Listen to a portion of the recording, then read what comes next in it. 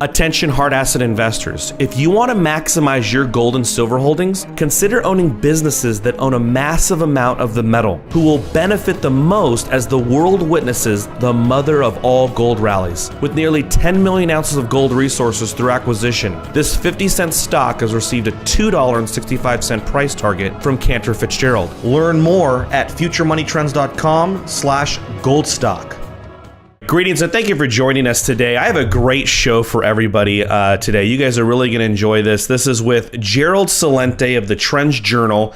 He's a person I look up to and admire greatly. One of the persons, without a doubt, early on in 06, 07, watching him on Fox, really kind of alerted me and helped me have my own awakening. Him and people like Ron Paul and Mr. Schiff.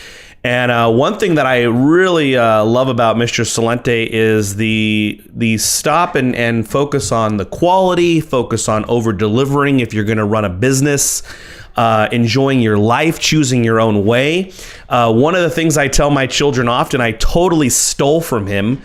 And I always tell my kids every day, think for yourselves. And Mr. Celente, of course, has shared that is something his father shared with him. I'm very excited to have him on the show today. We're going to cover the economy and all the hot topics of the trends that are going on in 2016. Mr. Celente of the Trends Journal, thank you for joining us. Oh, thanks for having me on, Daniel. Well, sir, I really appreciate you coming on the show with us today. I want to get right into this. That way we don't... That way we maximize our time.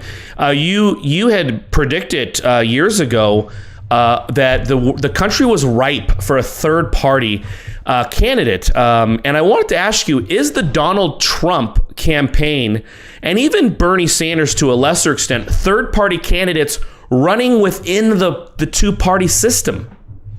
You nailed it. That's exactly what's happened. Not so much with Bernie Sanders. He's more of a, again, I'm a political atheist.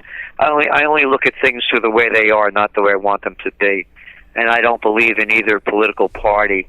To me, the Republicans and Democrats, they're no different than the Bloods and the Crips, except they have more blood on their hands and more money of ours that they've stolen in terms of all the wars they've started based on lies and slaughtering people around the world and robbing our dough in the name of too big to fail, loan guarantees, and tax breaks for their buddies. So I have nothing to do with, the parties. And just a little background, Daniel, quickly. Out of graduate school many years ago, I used to run political campaigns in Westchester County in New York, just north of New York City. It's the richest county in America at the time. And I was the assistant to the secretary of the New York State Senate. So good at what I was doing, they were grooming me. And I designed and instructed American politics and campaign technology at St. John's University. So I know a bit of thing or two about running campaigns and what they're about. And Bernie Sanders, when you look at his record, he's really, he goes off on some little tangents on the ends. But when it comes to war, and he said, I voted against the Iraq War, Bernie boy, you're the guy that co-sponsored the Senate resolution for Gaddafi to stand down and for no-fly zone. And Bernie, you got protesters arrested when they protested against Bill Clinton's murderous war in Yugoslavia. And isn't Kosovo lovely today as it's in revolution? Oh, and Bernie, you were right there with Afghanistan. And Bernie, you voted to fund every single war, even the one you voted against. So he's just a fraud. And on the other end, Trump is this guy, that was born on third base and thought he hit a home run. His old man, really, his old man left him between $200 to $400 million, the family, and on this big, real estate empire in New York City. I mean, everybody knows, from this area. And he's just what he is. And Daniel, you get our Trends Journal, and if you go back to last April's issue, just about a year ago, the cover was "Liars, Cowards, Freaks, and Fools. Welcome to the presidential reality show." And that was before a reality champion like Trump got into the race. So all it is a reality show. And he is that third party. Not so much Sanders, but he is. Having said that, There is also room now for another party to fill the void, because as it looks as though if Hillary, in my campaign slogan, by the way, for 2016, is Trump or Clinton, Hitler or Hitlery. So if Hitlery wins, the Bernie disenfranchised are not going to go for her so much. And then you have a whole load of people that really don't like Trump at all for who he is, what he says, and how he does it. So there's room for another third-party movement, and it's never been riper. And by the way, another way I made my name in my career is in my book, Trend Tracking. From the late 1980s, I predicted a new third party and mentioned something like Ross Perot. Someone like Ross Perot would be the kind of candidate. So the conditions now are even greater. But yes, Trump is that third-party candidate at some level. You know, Mr. Celente, whether it's the Black Lives Matter or Trump, Sanders, or even the people in Nevada and Oregon that are protesting over government land, it appears that the natives here at home are pissed off. They've done some polling at Gallup. People are unhappy, distrusting of government. And I wanted to ask you, because you analyze so many different groups and demographics, do you foresee, and I mean, maybe it's probably not going to happen in 2016, but is there anything out there that could bring these groups, bring this anger together to where it actually fights the oligarchs? You know, the what is that group, that Wall Street Occupy thing and Tea Party? Is there anything that could bring all this together to where it could actually be used for a force of good? Absolutely. It's never been, the conditions have never been better for it, for the reasons you said. And this has been building for a lot of years. And but, you know, we launched Occupy Peace last April here in Colonial Kingston, New York. We closed down the streets, the most historic four corners in America, the only place where there's a stone building that predates the revolution on each corner. And we had Ralph Nader, Cindy Sheehan, Dr. Robert Thurman, Uma Thurman's father, is a renowned Buddhist, Gary Null from New York City, very widely respected and followed. We put up our own money to make this happen. I've reached out to billionaires and multimillionaires, and we got the grand total of not 1 cent. And I know personally a few of them. Yeah. And so what it's going to take, and Ralph Nader and I spoke about this, it's going to take multi-millionaires to help fund this, to make it happen, just as they help fund other things to make happen that bring negative consequences. And if anyone thinks that money doesn't make the world go round, you know, just go back to the revolution. I mean, the founding fathers weren't paupers. You know, they were very well-to-do, a lot of them, plantation owners and on and on. So it's going to take money as much as commitment. And the commitment, I know can happen right away when people have another choice. But it's going to take real serious effort behind it to make it happen. You know, with I love the theme War on Peace, or excuse me, the Occupy Peace. With that said, you know, we do have militaries and some of the top militaries of the world kind of pointed at each other right now with the South China Sea. You have Syria, Russia. In your latest trends report, you did give a stark warning about the potential of World War III. Is this a real danger, and where do you think it's most likely to start? It could start anywhere. And it could happen if there's another terrorist strike, false flag, or real in the United States. You know, people forget what happened in 2001. You know, Bush, you know, was fraudulently awarded the election. And again, you know, Gore or Bush would make no difference to me. Both of them, you know, two human beings I wouldn't associate with. But the dot-com bubble had burst in March of 2000. People forget this.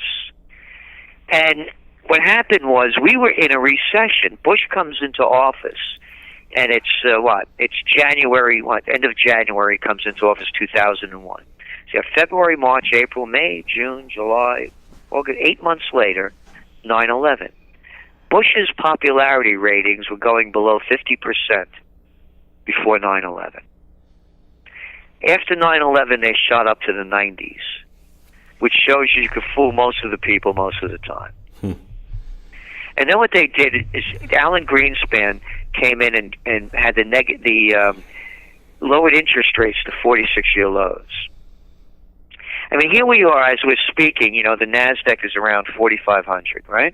This is 16 years later. It was at 5,000 back then. So the whole thing was juiced in a phony way. It was all this cheap money, and it continues. Going back to where could the terror strike happen? If a terror strike happens in the United States, again, false flag or real, people's minds will be off the lousy economy in a split second. And it's the same situation around the world. We're in a global recession. You look at the GDP numbers coming out of Japan. They're in recession, negative. The ones that just came out of Europe, the grand total of what, like 1.5% growth? No growth. You look at the ones coming out of the United States. Look at China. Their GDP is the slowest growth since, what, a quarter of a century ago? You look at the economies. Oh, they just downgraded Brazil's bond rating to junk. Oh, the BRICS. Oh, yeah, remember the BRICS? They were going to build real big, huh? Brazil, Russia, China, India, and South Africa. One lousy deal after another. This thing could explode anywhere.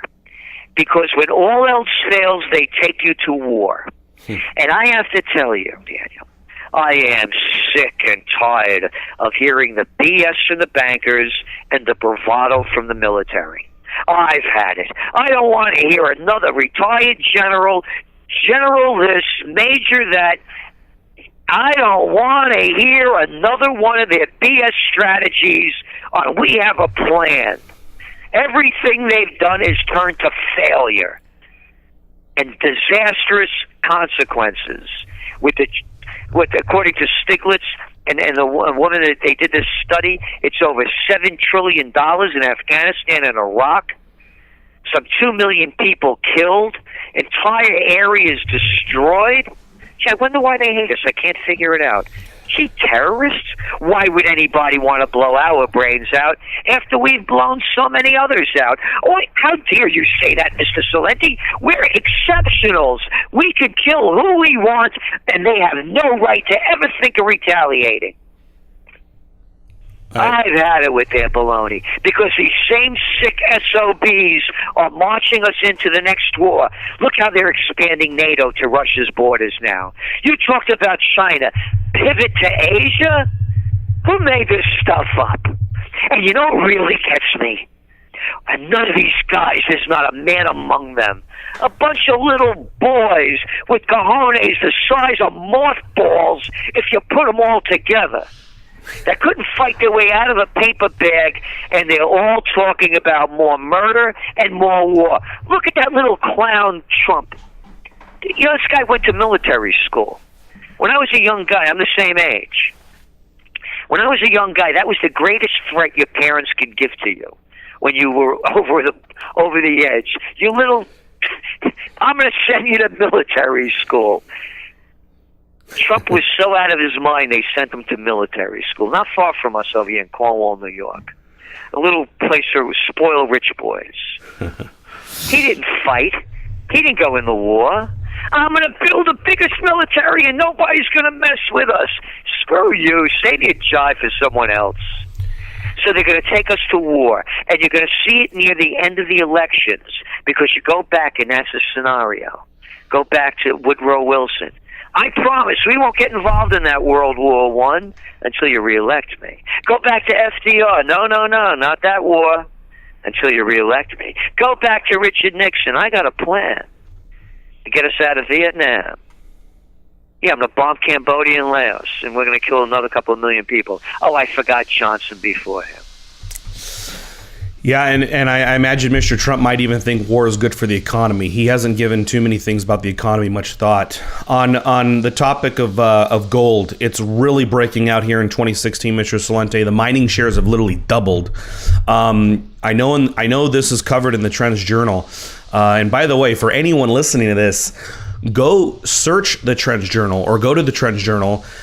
You can see all kinds of videos of Mr. Celente, but most importantly, subscribe and get the Trends Journal. It's something that can be very rewarding and fulfilling for your life, being able to evaluate the economy and the world honestly. And like he said, he's not picking sides. He's just reporting the facts and how the trends are likely to play out.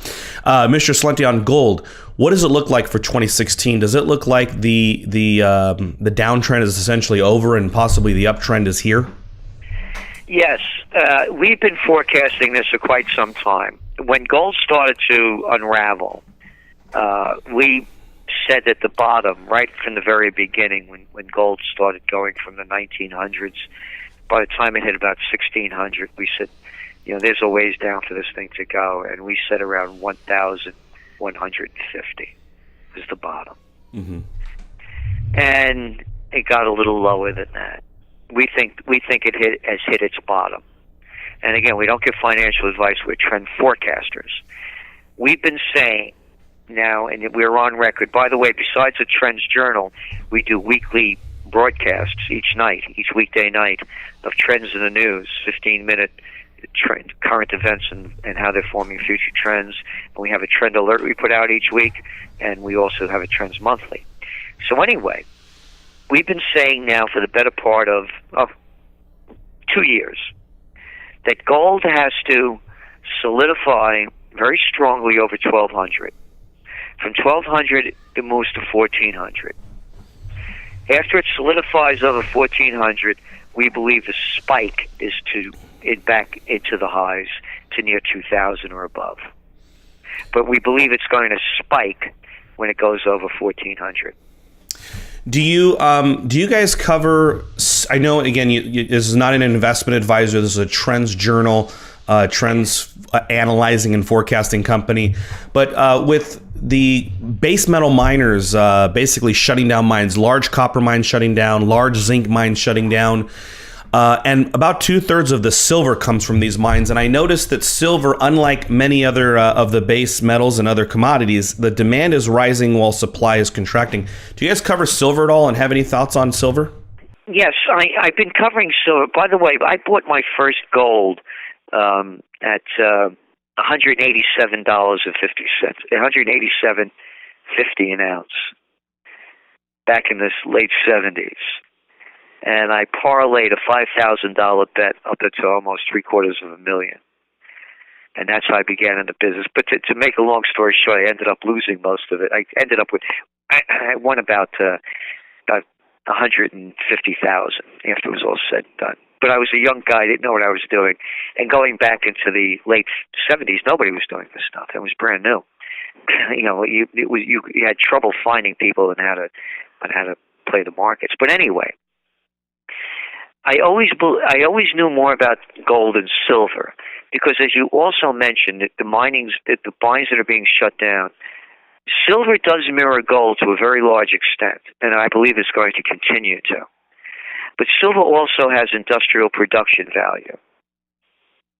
Less so with gold. Gold is more ornamental and jewelry driven. And so to me, silver is a great play. But just personally speaking, I know more about gold. And I also like more about gold because if the worst happens, and the motto is one of our mottos is prepare for the worst. If the worst happens and you're not prepared, you can lose everything. If you're prepared for the worst and the worst does not happen, you've lost nothing. So, for example, in preparing for the worst with gold, suppose you have to exit stage right. Things are really bad. You've got to get out of here. Enough about it, and to me, gold is more attractive. Mr. Celente, for income or business opportunities, if you are an entrepreneur starting out today or somebody who possibly was just recently laid off, do you service the millennials or do you service the baby boomers? Because I know the generations are about the same size. You service both of them, but what you really have to service, and again, this is not being elitist, you have to service the people with money. And that's where you're going to make your money in the sectors. You don't go into sectors where there's thin profit margins. And the millennials are mostly, a lot of them are busted. What do you have? Look how many are living home with mommy and daddy at record numbers because they can't afford their own homes. They can't even afford an apartment. So you have to go to where the money is, and the money to us is in food, clean water. In talking about the baby boom generation, the leading edge is turning 70 years old this year. And this is the Howdy Doody David Crockett Mickey Mouse Club group. Now they're going to be inmates in nursing homes, a lot of them. So anything having to do with artful aging, exercise, anything having to do with savings, self-protection, anything having to do with the aging baby boomers is going to find a big market. On the millennial end, they're just an up-and-coming generation, and they're really shortchanged. And I'm saying that because they have very few reference points. For example, the baby boom generation grew up at the height of American prosperity. You have a different reference point. In going back, you were there. You were there before there were Walmarts and dollar stores. You were there before Home Goods and Home Depot and Lowe's cornered the markets, and the neighborhoods used to have hardware stores.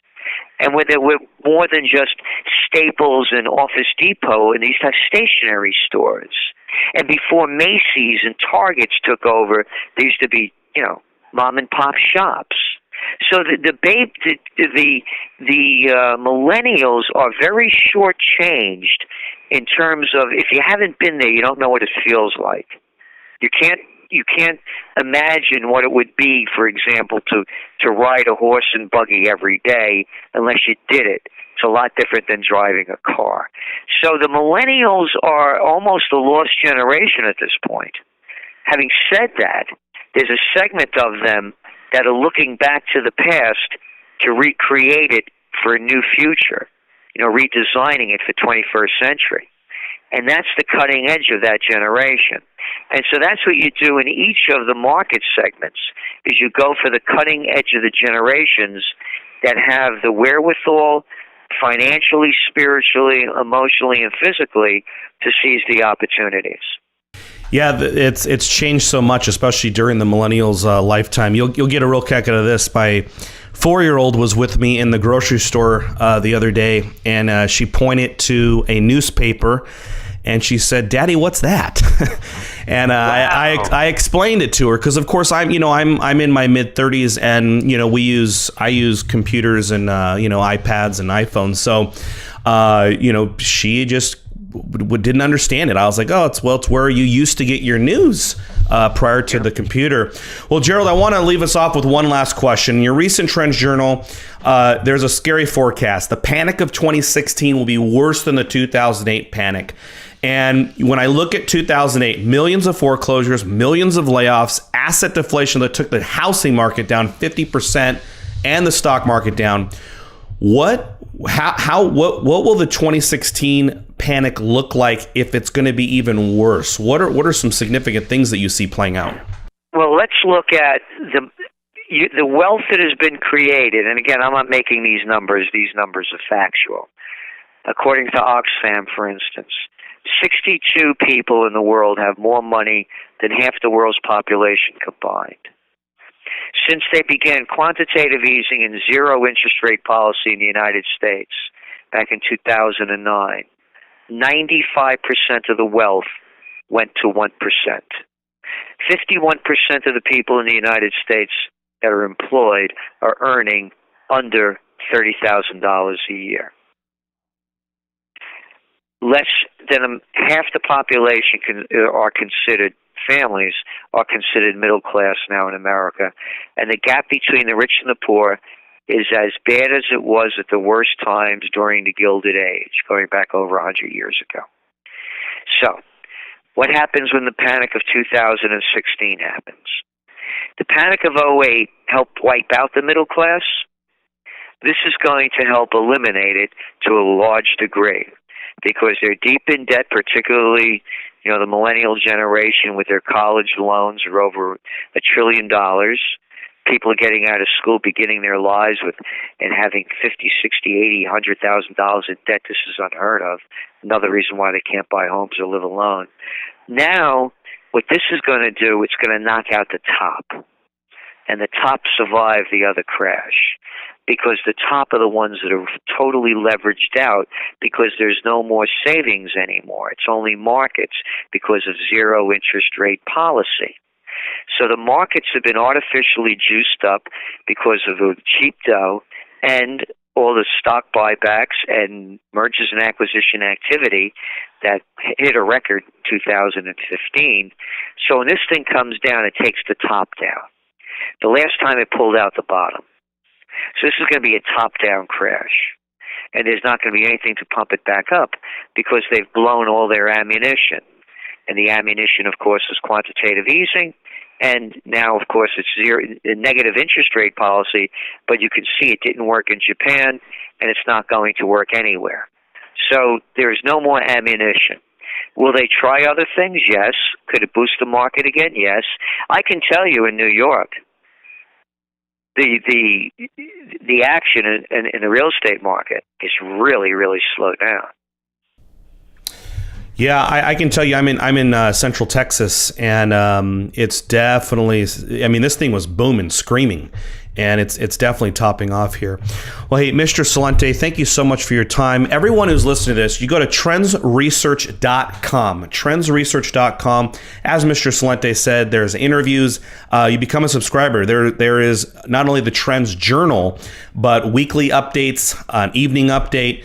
Definitely something that everyone should have, especially right now. You just heard Mr. Celente point out all the things that are going on in 2016 in the economy.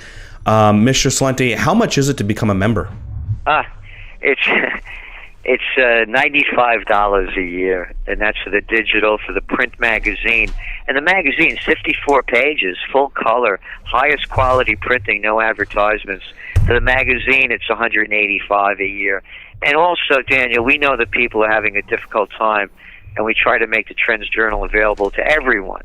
So there's a discount request page as well. So if you can't afford the $99, and again, it's, literally, about 20-something cents a day for all you're getting.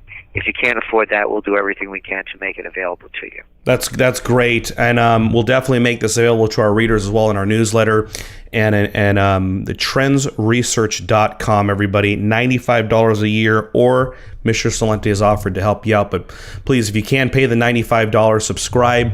I know as a family of 5, that's about 3 trips to Chipotle, or 1 or 2 maybe sit-down dinners at a restaurant. Mr. Celente, thank you again so much for your time, sir. Thank you. Oh, by the way, it's $99. If I said 95, I meant $99. $99 a year. Okay, thank you, sir. Okay, bye-bye now. Thank you, Daniel.